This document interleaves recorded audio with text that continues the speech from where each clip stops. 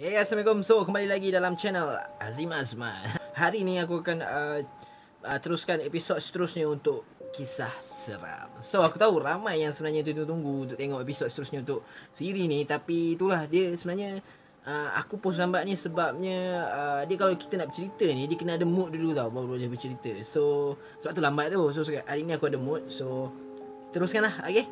Okay, tanpa buang masa lagi, kita teruskan kepada cerita kita hari ni. Okay, so macam episod lepas, aku fokuskan kepada kisah seram dekat kampung. Okay, so untuk episod kali ni, kisah seram dia berlaku di asrama. Okay, kepada siapa-siapa yang tak tahu, aku ni sebenarnya pernah masuk sekolah asrama.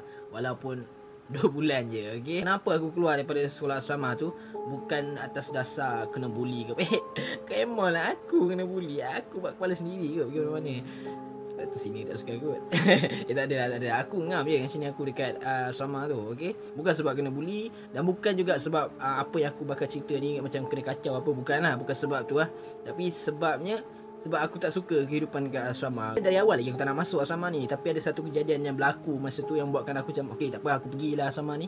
Tapi betul-betul bila aku pergi, hakikatnya memang apa yang aku anggap lah, apa yang aku rasa memang aku tak suka duduk asrama. So aku nekat, aku nak keluar kan. Itulah cerita dia sikit. Tapi apa pun, itu bukan cerita utama dia. Okay, cerita dia mengenai apa kisah seram yang berlaku dekat asrama sekolah aku tu. Okay, cerita pertama ni diceritakan kepada aku oleh senior-senior lah sebenarnya. Okay, dia biasalah kalau kita masuk asrama ni memang akan ada je cerita hantu lah, cerita seram lah, apa semua benda ni kan. Tapi kalau korang tanya aku sama ada cerita ni benar ataupun tak, kesahihan dia aku tak boleh nak pastikan lah. Kan, wallahu alam lah. Kalau betul-betul lah, kalau senior tu gebang aku pun gebang korang kan. Asrama aku ni sebenarnya sebuah asrama yang terletak di tengah-tengah bandar raya Kuala Lumpur lah. Kalau kita naik tingkat atas sekali, kita boleh nampak seluruh kawasan Kuala Lumpur. Kita boleh tengok, boleh nampak Menara KL, boleh nampak KLCC daripada blok asrama aku tu lah. Okay, masa aku masuk asrama tu, aku duduk tingkat 1. Okay, dia macam G 1, 2, 3 kan. So aku duduk tingkat 1. Okay, so cerita yang menakutkan ni, orang kata floor aras yang paling berhantu adalah aras yang paling atas sekali, iaitu tingkat 3 lah kan, tingkat 3. Yang boleh nampak view KL tu. Okay, dulu sebelum bila zaman-zaman dulu lah, senior-senior yang memang jauh lah kiranya batch dia tu, daripada batch yang masa tu, ada seorang senior ni, okay, yang dikatakan sangat pelik, okay, sangat dia tak bergaul dengan orang, and dia berkelakuan pelik daripada orang. Dia jenis macam memang pelik kan. Memang kalau kita tengok dia pun kita macam hal macam ni, macam tu kan. Okay, dia duduk di dom di tingkat paling atas, okay, tingkat 3 tu lah kan. Apa yang lagi peliknya, setiap kali dia nak buka dia punya locker,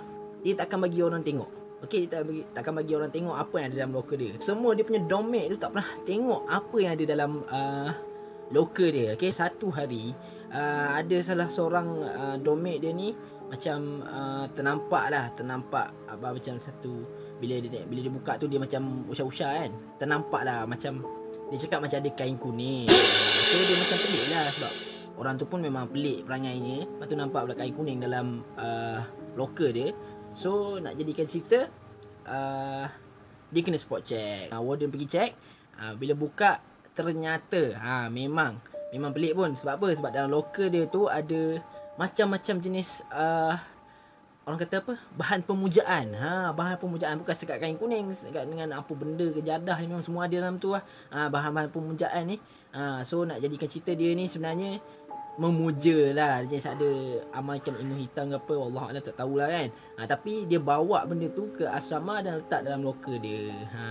So nak jadikan cerita, banyak betul nak jadikan cerita aku ni.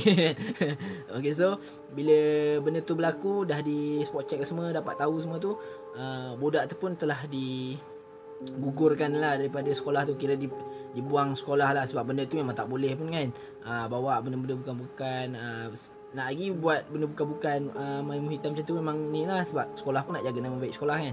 So dia pun dikeluarkan daripada sekolah tu. Tapi okay, cerita dia bukannya itu yang seramnya sebenarnya. Tapi lepas pada dia keluar tu, selepas saja budak tu dibuang daripada sekolah tu, macam-macam perkara pelik dan perkara yang menyeramkan berlaku dekat Aras 3 lah, di mana dom budak tu duduk kan. Macam-macam perkara pelik. Ada yang katanya, yang terutamanya yang duduk satu dom dengan dia. Ada yang katanya termimpi budak perempuan, ada yang katanya mimpi bukan-bukan lah. Okay, setiap kali nak tidur je dia akan dengar budak perempuan berlari, macam bunyi perempuan gelak sambil berlari. Dia ada dua versi lah. Ada yang cakap dengar budak perempuan berlari sambil gelak-gelak macam tu kan. Tapi bila buka pintu tengok tak ada apa. Ada pula sebab mula-mula dia orang mungkin ingat nak warden ke apa, tiba main malam-malam kan. Tapi bila tengok memang tak ada apa. Sebab masa tu dah light off kan, gelap. Tak logik juga kan, tiba ada budak perempuan berlari kan. Tapi ada satu lagi yang dengar, katanya dengar orang berjalan tapi bunyi macam rantai besi. Maksudnya macam bila dia jalan tu macam kaki dia di rantai. Di rantai dengan rantai besi. Tiap malam dia orang kena macam tu. So sejak pada tu memang siapa-siapa yang duduk tingkat Aras 3, which is atas sekali tu, memang takkan berani untuk tak tidur lah. Maksudnya light off je mesti tidur. Sebab apa? Sebab dia orang tak nak lagi kena kacau benda tu. Sebabnya bila dia orang cakap kat warden pun, warden tak percaya.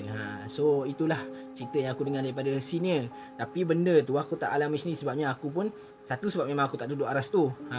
Dua, satu lagi sebab macam, yelah kadang-kadang senior ni dia cerita macam untuk takut-takut kita, supaya kita ni maksudnya dia light off je, tidur, jangan buat benda lain. Macam tu lah kadang-kadang. Tapi wallahualam lah, aku tak tahu apa. Sebab ini hanya cerita daripada orang lah kan. Okey, cerita kedua ni pula. Okey, yang ni memang nak cakap tipu tu memang tak tipu lah. Sebab apa? Sebab cerita kali ni, aku nak cerita apa yang aku sendiri alami masa dekat sekolah asrama tu lah.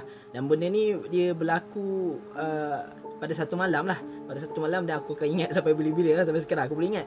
So pengalaman aku sendiri dia kacau dekat sekolah asrama aku ni bermula apabila pada satu malam tu aku terjaga daripada tidur aku. Okay, so macam mana cakap okay, dia sebenarnya bila terjaga daripada tidur malam-malam kat asrama ni, dia pelik tau. Sebab apa? Sebab macam bila kita kat asrama, kita ni dia macam penat tau, penat. Dia memang kemungkinan untuk kau terbangun pada waktu malam tu memang kurang lah. Sebab apa? Sebab engkau memang penat gila. Seharian tu kau akan tak ada masa pun nak rehat. Hidup kau akan start pada pukul 5 pagi tu, kau dah kena bangun, warden akan kejut, kau siap-siap semua pergi sekolah, pimpinan semua. Okay, lepas sekolah pukul 1 ke 2 tu dah makan apa semua, kena prep. Daripada tengah hari sampai petang prep. Lepas tu petang tu pukul 5 wajib turun pergi main kat padang. Lepas tu pukul 7 dah kena siap-siap apa semua. Lepas tu pukul 8 pukul 10 prep lagi. Lepas tu memang nak ceritanya memang kau tak ada masa nak rehat. Nak jadi cerita malam tu aku terjaga. Dan bila aku terjaga tu, aku tengok sekeliling dom aku tu memang kosong lah. Maksudnya memang gelap dan memang semua orang tengah tidur. Aku duduk termenung sambil nak tunggu biar aku boleh tertidur lah kan. So tiba-tiba time masa aku termenung tu, aku terdengar bunyi tapak kaki. Tapak kaki, bukan tapak kaki maksudnya tapak kaki barefoot tu, bukan. Bunyi apa panggil? Kau pernah dengar orang berkawat tak? KRS berkawat. Macam tu lah aku dengar. Kasut kawat yang besar, yang keras, yang tebal tu.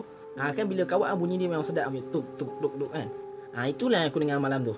Aku dengar orang tengah berkawat malam-malam buta tu depan dekat tapak perhimpunan. Kau bayangkan, aku dengar bukan seorang dua tau, memang bunyi macam satu squad lah, orang tengah berkawat. Aku pun malam tu kecil, ya Allah ya Tuhanku, seriau. Sebab masa tu aku rasa dah pukul 2-3 pagi.